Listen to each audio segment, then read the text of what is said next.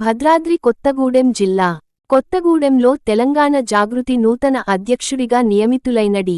వీరన్న జిల్లా కమిటీ ఆధ్వర్యంలో విలేకరుల సమావేశం.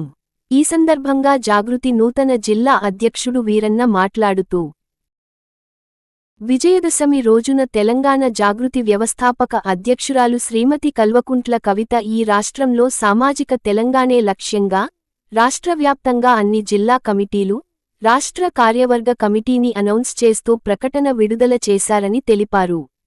రాష్ట్రంలోనే 33 జిల్లాల్లో విస్తీర్ణంలో అతిపెద్ద జిల్లాగా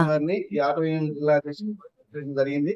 ఇవి కాకుండా యువజన, విద్యార్థి, కార్మిక విభాగం, అలానే 5 నియోజకవర్గాల కమిటీలు, అలానే 5 పట్టణాల కమిటీలు, అదే కార్పొరేషన్ కమిటీ, అలా మహిళా కమిటీలు, ఇట్లా అన్ని 22 మండల కమిటీలు కూడా ఈరోజు తర్వాత నియోజకవర్గ కమిటీలతో పాటు ఆ కమిటీలు కూడా వేయడం అనేది జరిగింది. కాబట్టి ఈ జిల్లాలో ఉన్నటువంటి ప్రధానమైన సమస్యలు కొన్ని ఉన్నాయి.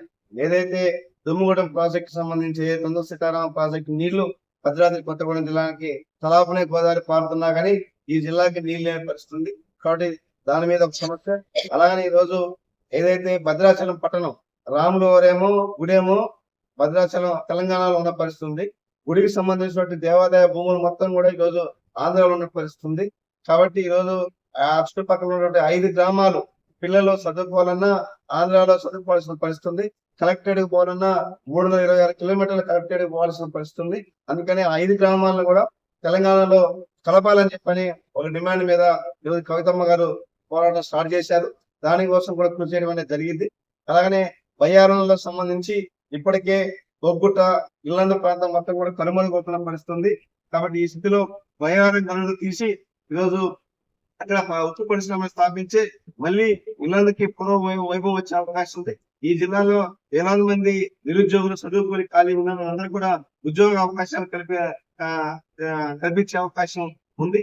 ఇది ఒక సమస్య.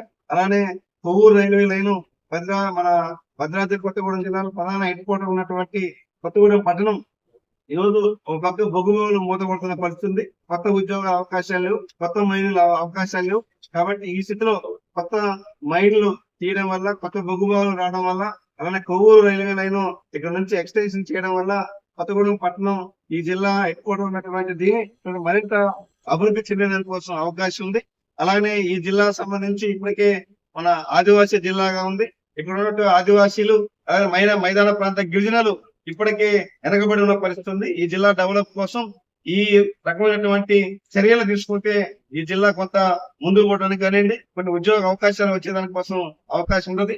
అలానే కేటీపీఎస్ గానీ, బీటీపీఎస్ గానీ, నవభారత్ గానీ, అలానే హెవీ వాటర్ ప్లాంట్ గానీ, అలానే బీపీఎల్ గానీ అనేక పరిశ్రమలు ఈ జిల్లాలో ఉన్నాయి. కాబట్టి ఇట్లా వీటికి అనుసంధానంగా చిన్న చిన్న పరిశ్రమలు వస్తే మరింత మన యువతకి ఉద్యోగ అవకాశాలు వచ్చే అవకాశం ఉంటుంది. కాబట్టి వీటి మీద కూడా ప్రభుత్వాలు దృష్టి పెట్టి పనిచేస్తే ఈ జిల్లాలో ఉన్న ఆదివాసీ యువకులకి, మైదాన ప్రాంత గిరిజనులకి, మిగతా వారికి కూడా నిరుద్యోగులకి కొన్ని ఉపాధి అవకాశాలు వచ్చే అవకాశం ఉంటుంది.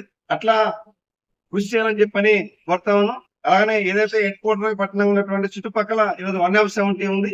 దీని వల్ల కూడా కొంత పరిశ్రమలు రావాలన్నా, లేకపోతే కొన్ని వేరే షాపింగ్ మాల్స్ రావాలన్నా కొంత ఇబ్బందులు అవుతున్నాయి. కాబట్టి దీని మీద కూడా దృష్టి సాధిస్తే మరింత ఈ జిల్లా ముందుకు పోయే అవకాశం ఉందని చెప్పని ఈ సందర్భంగా తెలియజేస్తా ఉన్నాం.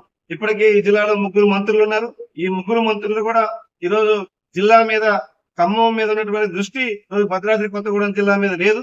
కాబట్టి దీని మీద దృష్టి పెట్టి ఏదైతే దుమ్ముగూడెం సీతారామ ప్రాజెక్టు నీళ్ల విషయం కానివ్వండి, అలాగే భద్రాచలం సంబంధించి 5 గ్రామాల విషయం కానివ్వండి, అలాగనే బయ్యారం ఫ్యాక్టరీ విషయం కానివ్వండి, అలానే కొవ్వూరు రైల్వే లైన్ సంబంధించి కానివ్వండి, కొత్త మైనింగ్ బొగ్గుబావులకు సంబంధించి కానీ వీటన్నిటి మీద దృష్టి పెడితే ఈ జిల్లా ముందుకు పోయే అవకాశం ఉందని చెప్పని దీని మీద ఇప్పటికే జాగృతి అధ్యక్షురాలు కల్వకుంట్ల కవిత గారు అన్ని విషయాల మీద ఈరోజు పోరాటానికి తెరలేపారు.